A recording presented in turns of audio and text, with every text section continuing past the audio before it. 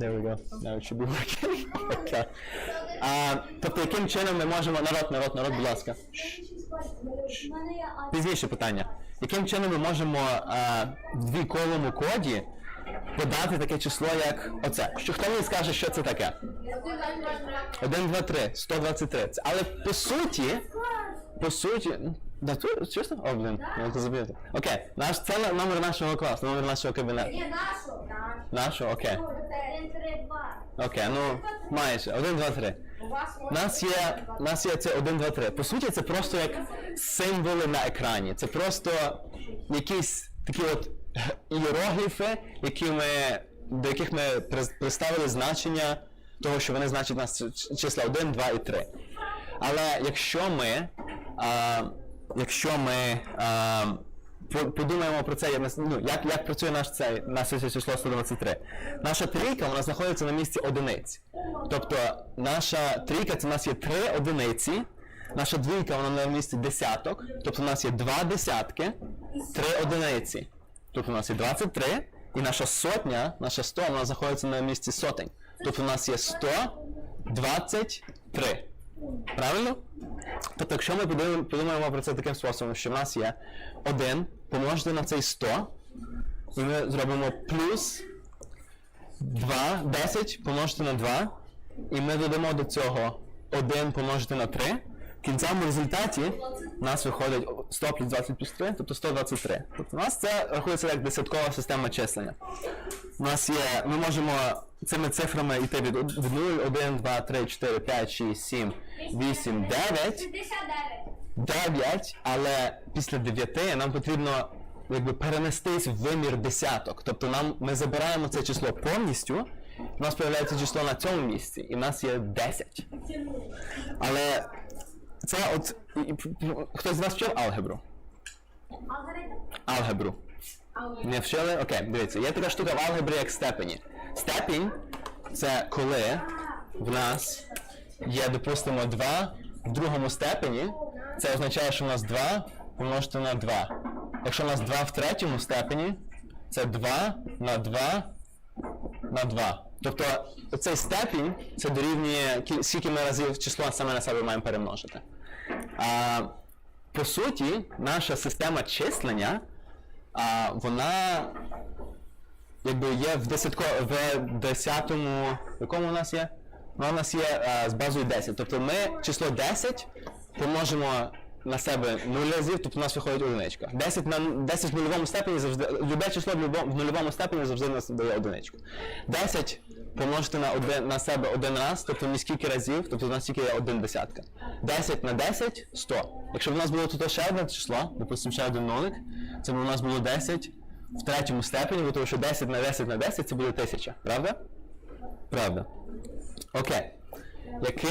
Тобто, якщо в нас є в такому десятковому системі, такій десятковій системі обчислення наші від 0 до 9 цифри, яким чином ми можемо це перекласти в двійкову систему обчислення? Тобто тільки одинички і нулики. Я пропоную, що нам потрібно використовувати двійку як базу цієї системи. І якщо ми це зробимо, у нас вийде, що на першому числі у нас знову будуть одиниці. На другому числі у нас будуть двійки, тому що 2 в першому степені це просто буде 2, а якщо в другому степені 2 у нас буде 4, тому що 2 на 2 у нас 4. Тобто, якщо ми подивимося на цю сторону дошки, can you go white? Якщо ми подивимося на цю сторону дошки, ми можемо бачити, що 2 до нульового степені 1, 2 до другого степені 2, 2 до третього степені 4, 2 до першого степені 2, 2 до другого степені 4, 2 до третього степені 8. І так само, так само у нас працює оця система числення. Якщо ми хочемо відобразити число 1 в двійковій системі числення, як ви думаєте, що нам потрібно зробити з цим числом? Що нам потрібно зробити з числом, щоб відобразити 1? Нам потрібно в кінці просто написати 1, правда? 0,01 це по суті 1.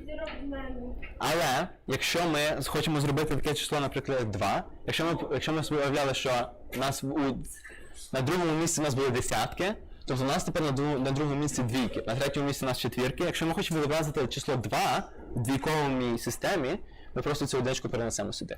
Тобто у нас є 1, 0, 1, у нас відображає 2. Якщо ми хочемо відобразити число 3, ми зробимо 1, 0, 1, 1. Тому що в нас є 2, яке ми помножимо, 1 помножити на 2, буде 2, плюс 1 помножити на 1, буде 1. Виходить у нас в кінцевому результаті число 3. Якщо ми хочемо зробити 4, хтось скаже мені, що треба зробити? Якщо ми хочемо відобразити число 4. Що? Щоб відобразити число 4, нам потрібно перенести одиничку на це місце четвірок. Окей. Тобто, тепер у нас є 4 помножити на 1, 4, плюс 2 помножити на 0, плюс 1 помножити на 0, 4. Так само нам можна відобразити число 5, 6, 7, і якщо ми хочемо відобразити число 8, нам тоді прийдеться додати ще одну якби digit сюди, ще одне число. Ці числа, ці отакі от кружечки, в які ми вставляємо одинички чи нолики, називаються бітами. Хто знає, що таке біт? Біт – це, по суті, просто, якби, стан певного транзистора в комп'ютері. Є такі виключателі в комп'ютері, називаються транзистори. Біт – це просто стан цього транзистора. Це він визначає, чи у вас транзистор включений чи виключений. Тобто, якщо ми собі уявимо транзистори в виді таких лампочок, вони можуть бути включені, що дорівнює одиничці, або виключені, що дорівнює нулю. В байтах нас зазвичай, в таких трохи старіших системах, але так, що зазвичай у нас використовується 8 бітів. Тобто біт, таких от 8 лампочок, 8 транзисторів підряд називається байтом. Тобто кожен з цих байтів, він нас робить, ну я думаю, ви чули про такі як мегабайт, кілобайт, гігабайт, всякі такі поняття. Це все складається просто величезна кількість байтів. Сотні тисяч цих байтів, вони всі складаються в ці гігабайти. Тобто, якщо ми з такою самою логікою подумаємо, якщо у нас є така от послідовність цих транзисторів, у нас є ці два виключені, ці два включені, ці два виключені, включений і виключений. Тобто, якщо ми перекладемо, давайте подивимося на дошці. Can you go white? Подивимося на дошці. Якщо у нас цей виключений, цей виключений, цей включений, цей включений, цей виключений, цей виключений і цей включений. Як думаю, це число ми зараз виразили цими транзисторами? Так? 0, 1, 1, 0, 1, 0. Це в двійковій системі числення так. Але якщо ми хочемо перекласти це в десяткову систему числення, то у нас є 32, у нас вімкнене число 32, вімкнене число 16, тобто 32 плюс 16 скільки буде? 40, скільки? 48. 48? Так. І ще плюс 2, яке вімкнене на нас, буде 50. Тобто в кінцевому результаті цими транзисторами, які в нас є тут на дошці, ми виразили число 50. Давайте я це витру швиденько. Окей. Добре, ми можемо виражати числа транзисторами. Як на рахунок літер? На рахунок літер, наприклад, літера А. Як думаєте, яким способом нам можна виразити літеру А в комп'ютері? Так. Так, ми можемо просто присвоїти, грубо кажучи, літеру, допустимо, літері А число 1, літері Б число 2, літері С число 3 і так далі і тому подібне. Насправді, колись давним-давно, в 70-х роках, люди собі вирішили, що вони присвоюють літері А число 65. Чому 65? Чому 65? Я не знаю. Вони вирішили, ну там є певні знаки пунктуації, різні всякі приколи, але суть в тому, що А у нас є числом 65, і якщо ми перекладаємо це число 65 в двійковий код, у нас буде виглядати воно приблизно отак. Тобто кожен раз, коли ви берете свій телефон і надсилаєте своєму другу чи подрузі смс-ку чи там якийсь меседж, де ви просто напишете літеру А, по суті, ваш телефон надсилає через інтернет такі колекцію транзисторів, колекцію включених бітів. Можна я спробую? Хочеш спробувати надсилати це? Свою другу літеру А? Бо спробуєш після класу. Бо я сьогодні По суті, народ, Ви насилаєте своєму другу чи подрузі таку послідовність байтів, тобто число 65. Якщо яким... Молодець. Добре, дуже добре. Можеш сісти, будь ласка. Ця система називається ASCII. Я не пам'ятаю точно, як вона вишифровується, але вона називається ASCII. Це в цій системі включені всі англійські букви літери алфавіту, великі, маленькі знаки пунктуації і різні команди для комп'ютера. Тобто, якщо ми подивимося на цю лінію, ми тут бачимо, що А на 65, Б 66, С 67, так як ти казав. Як тебе звати, перепрошую? Як тебе звати? Як тебе звати? Ярик. Як Ярик казав, у нас є А як 65, Б 66, С 67, і так у нас йдемо далі. У нас буде H, яке буде 72, I 73 і так далі і тому подібне. Так, правильно, 74 буде J. Тобто, якщо ми подивимося на цю таку послідовність символів, у нас є 72, 73, 33. Як ви думаєте, що означає, якщо ми комусь відіслемо цю послідовність символів 72, 73, 33, як ви думаєте, що це означає? Якщо ми подивимося назад на цю ASCII систему. High, так, буде, якщо ми відіслемо 72 це H, 73 це I, 33, ми ще такого не бачили, це просто знак оклику. Це буде Hi, добрий день. І кожна клавіша на клавіатурі, кожен знак, кожен символ, він є в цій ASCII системі. Але як на рахунок, як на рахунок різних таких каракуль, як на рахунок інших мов, як на рахунок українських символів, це все має також бути якимось чином, наш комп'ютер ви можете друкувати на українській, ви можете друкувати на якій захочете мові. Як на рахунок емоджі, вони також мають якісь мати символи прив'язані до себе. Ця система називається Unicode. Тобто Unicode це як великий, це як суперсет, це ASCII, це коли такий маленький клубочок, Unicode це цілий такий величезний клубок, який в себе включає цю систему ASCII. Давайте подивимося на цього парубка такого. Як ви думаєте, цей емоджі, який, якщо у нас H це 72, I це 73, як думаєте, яке число належить цьому? 69. 69? Ви думаєте інакше? 62. 100. 169. Більше? 369. Майже. 360. 128 514. Тобто, якщо ви відсилаєте це число 128 514 своєму другу, ви по суті відсилаєте... Що це написати число? Добрий день. Якщо це написати число, у вас нічого не буде. А в якому коді це можна виразити таким способом? Нас...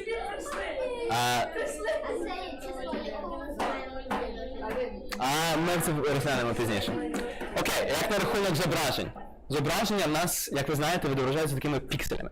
Тобто на кожне зображення складається з маленьких квадратиків, які йдуть просто в такому, такій таблиці.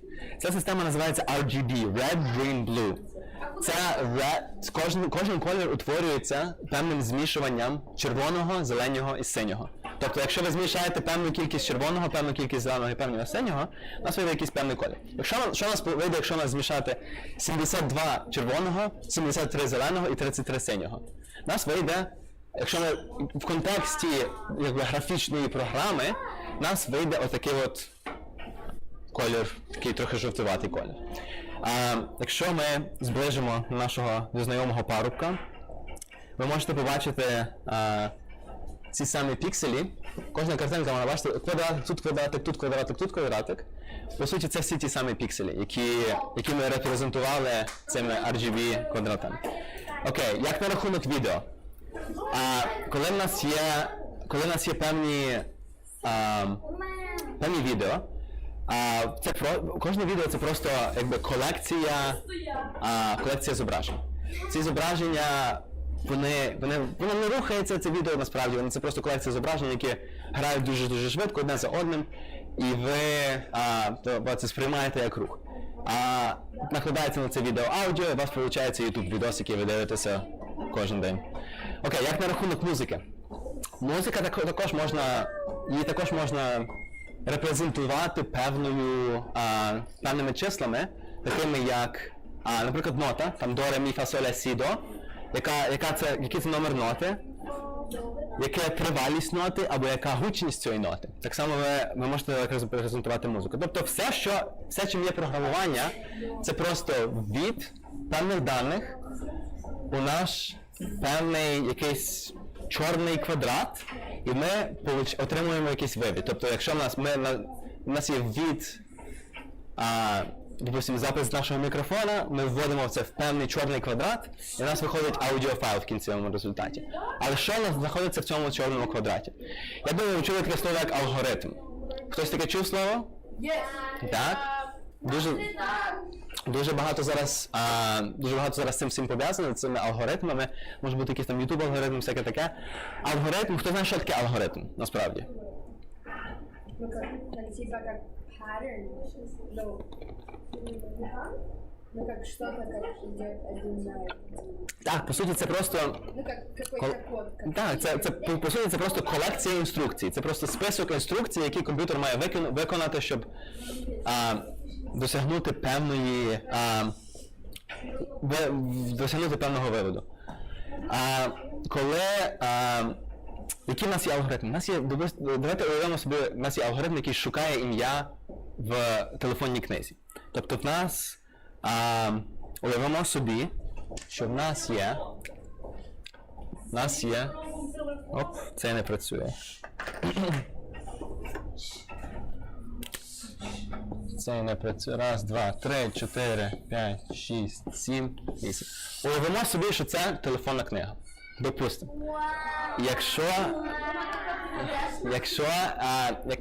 Допустимо, я хочу позвонити своєму старому вчителю трудового навчання в Україні Андрій Петрович.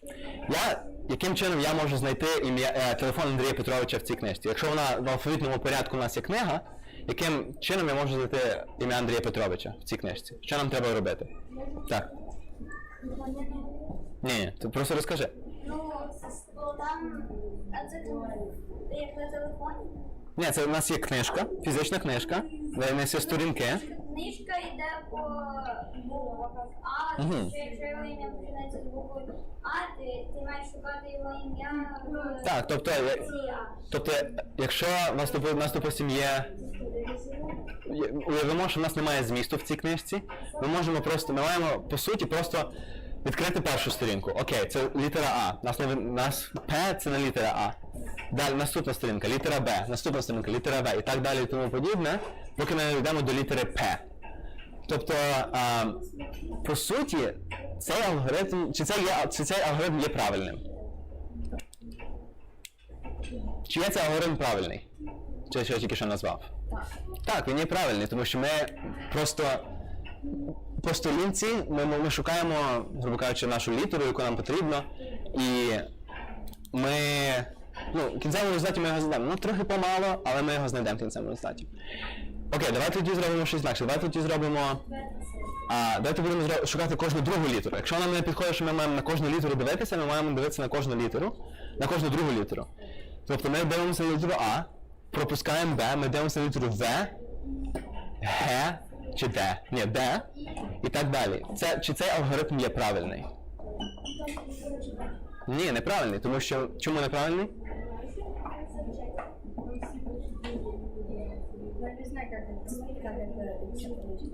Він неправильний, тому що ми пропускаємо певні літери. Тобто, якщо в нас би було прізвище там Бобер, чи якийсь там Бедренка, чи щось типу того, вона б оказалася на літері Б, тобто ми б пропустили цю літеру Б.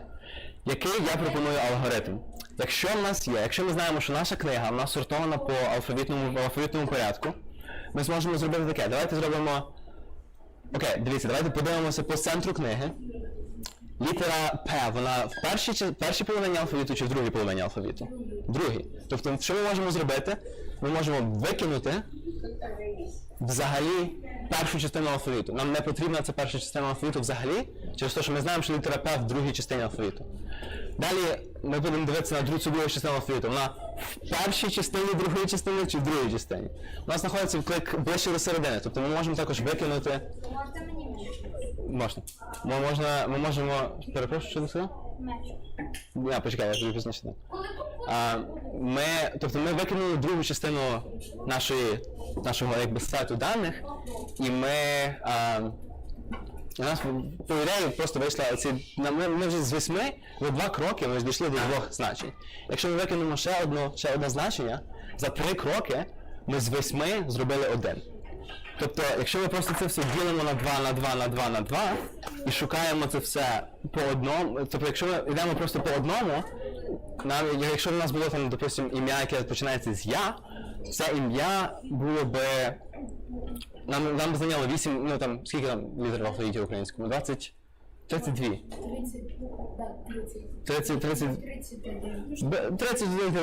32 кроки. Але якщо б ми, тобто, до речі, 32 це дуже ідеальне число на двійковій системі. Тобто, якщо б ми використовували другий алгоритм, який я тільки що вам показав, у нас би скільки зайняло це спроб? 1, 2, 3, 4, 5, 6. Тобто з 32 спроб нам просто зайняло 6. І ми б тоді знайшли нашого Андрія Петровича. Уявіть собі, що це не просто там 32, чи там якісь 8, чи щось типу того. Уявіть собі, що у вас є 1024 таких сторінки в книжці. Тобто 1024 сторінки, прогортати всі сторінки – це дуже багато часу. Але якщо ми будемо використовувати той алгоритм, який я вам показав, ми можемо піти від 1024 до 512, 256, 128, 64, 32, 16, 8, 4, 2 і 1. Тобто за 1, 2, 3, 4, 5, 6, 7, 8, 9, 10, 11 кроків ми, по суті, пройшли базу даних, яка має в собі 1024 якби введення, 1024 сторінки. Зараз буде трохи графіка, не лякайтеся. Наш перший алгоритм, який ми використовували, по суті, він з такої лінійної прогресії, тобто вона залежить від розміру нашої книжки. Тобто, чим більше наша книжка, тим більше нам часу займає розв'язати нашу задачу. Якщо ми використаємо наш другий алгоритм, який був неправильний, нас буде це в 2 рази менше, але все одно нас буде досить багато часу це займе. Якщо ми подивимося на третій алгоритм, який ми використовували, це називається логаритмічний алгоритм. Нас, як ви бачите, цей графік найоптимальніший, тобто він чим більше ми даних вводимо, наш час, щоб вирішити цю задачу, не збільшується набагато взагалі. Тобто у нас він практично, він ніколи не стає плоским, але він у нас дуже до площини наближується. Окей, давайте тоді ми будемо якийсь писати псевдокод.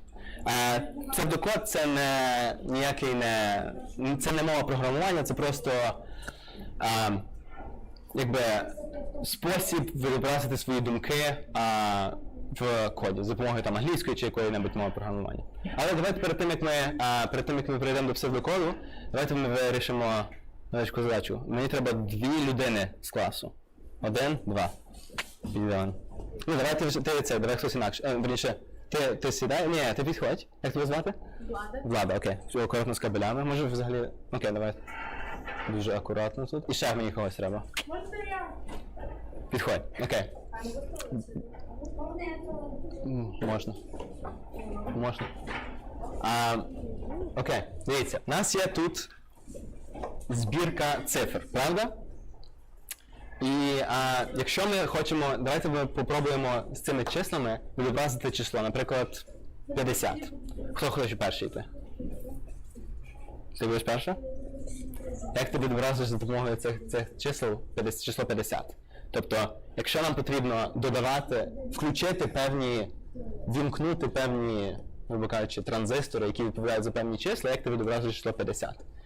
Тобто 64 це вже трохи забагато. Якщо ти його вимкнеш, це буде більше, ніж 50. 32? Напевно? Ти будеш перший? Окей.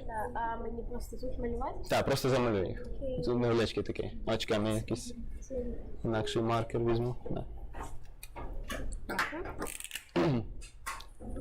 Окей, у нас є 32, 16, 48. 48 і 2. Правильно? Молодець.